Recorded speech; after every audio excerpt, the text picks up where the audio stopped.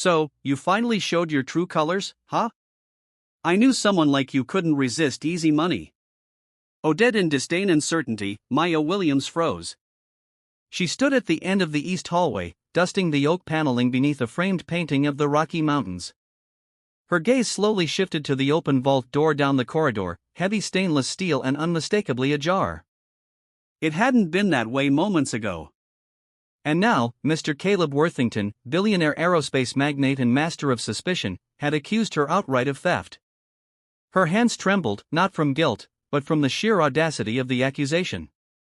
She hadn't touched a dollar, hadn't stepped foot inside that room, but the way he said it, so final, so venomous, sliced through her like a cold wind. In the mansion's underground surveillance room, Caleb leaned forward in his worn leather chair, one hand still hovering over the intercom mic. On the monitor before him, Maya stood stock still in the hallway, the vault visible in the background. A red folder sat on the desk inside, and one bundle of $100 bills purposefully left unguarded was now missing. To him, it was obvious. What did I expect? He muttered bitterly. Hire someone from nowhere, and this is what you get. Take the uniform off and they're just another hustler. He wanted to press the button again to drill her with more accusations, but something in her stillness made him hesitate. She didn't look caught. She looked insulted. Maya slowly laid the dusting cloth down on the table beside her. Her voice, when she spoke, was calm and clear. Mr. Worthington, I haven't taken anything. I haven't even walked into the room. Don't lie to me, he snapped through the mic. I've got eyes on every inch of this house. That money's gone. And you're the only one near the vault. I walked past the door. It was open. I was about to report it, she replied. He clicked off the mic. No use arguing. She'd shown her hand. Except had she? He scrubbed backward through the video feed. There she was walking calmly down the hall, pausing as she noticed the vault open, frowning slightly. Her feet stopped at the carpet's edge, never crossing the doorway. Her eyes darted to the inside, then away. She reached into her pocket, not for cash, but for her phone and sent a message. He zoomed in. The screen showed her typing. Vault room door open. Please confirm. To the estate manager. Caleb leaned back, staring at the screen, unsettled. No theft, no hesitation, just a report, just a woman doing her job. But still, the money was missing. Had she taken it earlier, hidden it somewhere? Had she outsmarted even his cameras? He refused to doubt his gut. Too many years, too many betrayals. Back in the hallway, Maya stood motionless, her heart pounding. Not from fear, but frustration. The kind that builds from being underestimated, misjudged, labeled. Again, this wasn't the first time people like her, black, quiet, poor, weren't given the benefit of the doubt.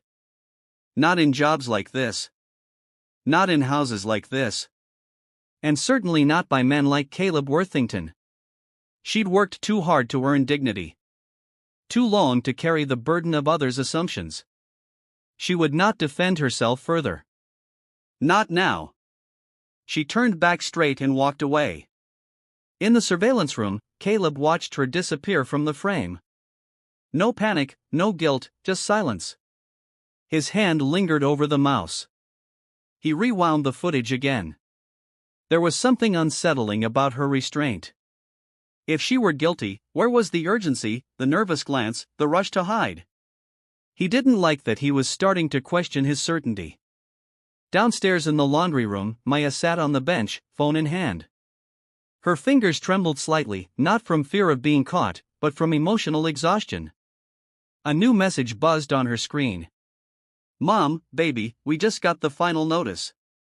They'll shut down the store Friday if we don't pay. I hate to ask, but do you have anything saved? She stared at the message. Williams Groceries, the little shop her grandparents had opened in New Orleans after the war, had weathered hurricanes and riots, but it might not survive the loan sharks now. $42,000.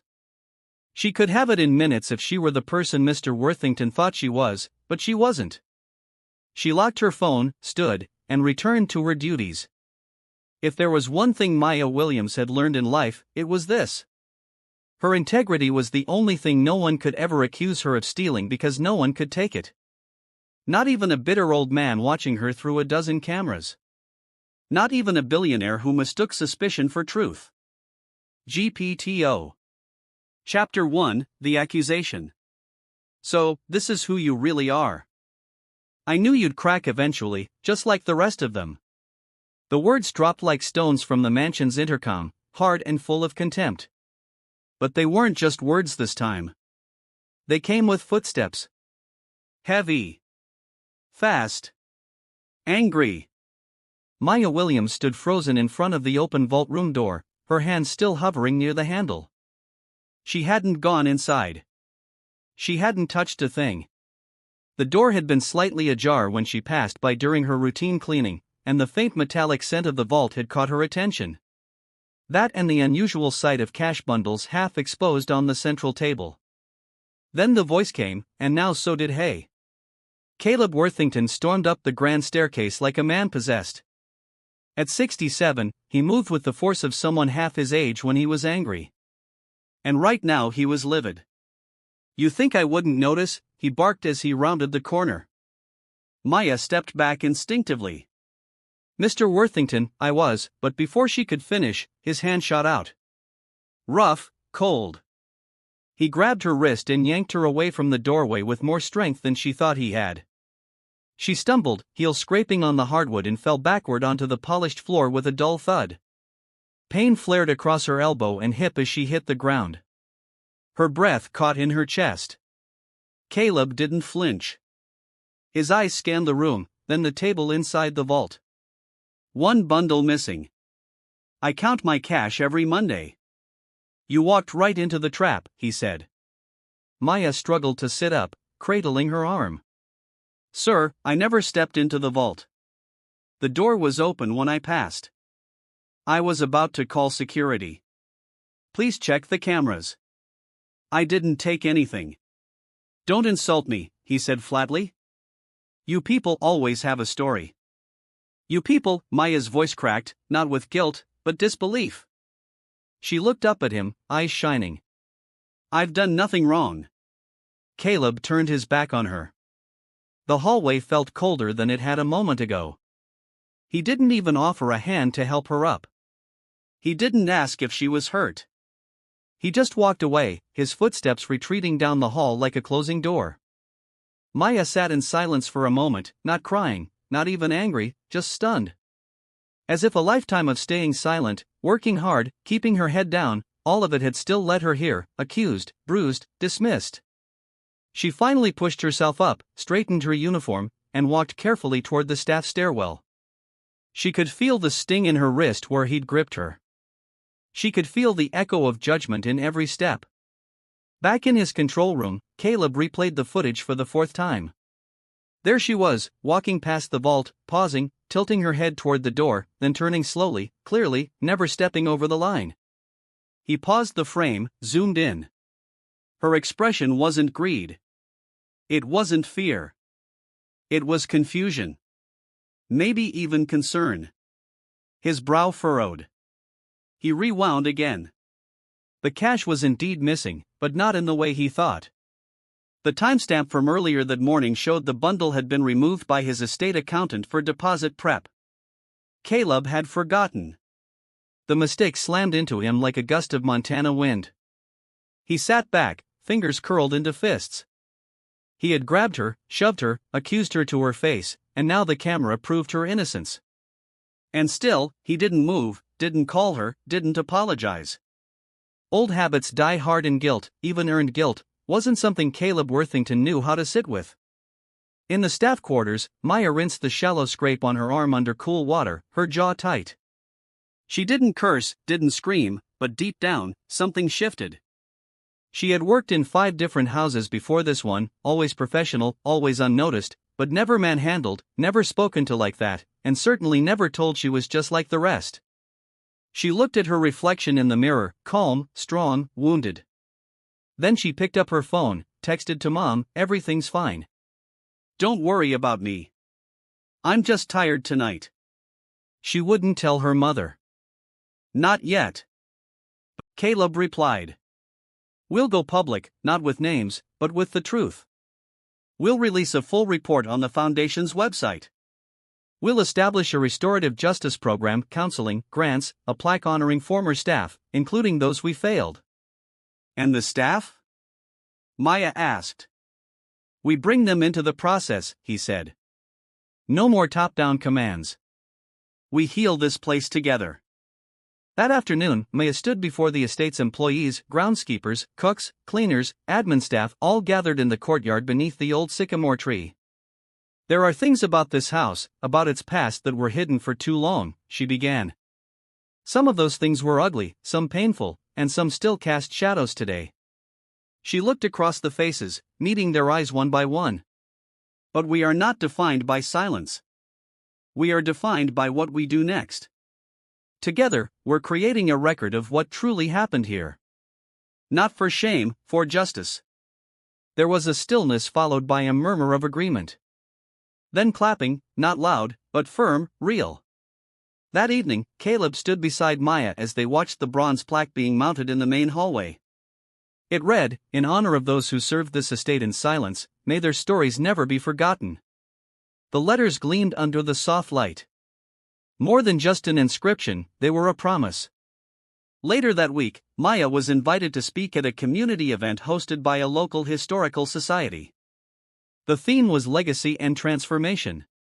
She stood before a room of older adults, many with silver hair and folded hands, others with stern faces softened by time. I once believed legacies were built on money, buildings, and last names, Maya began. But I've learned they're also built on silence and on the courage to break it.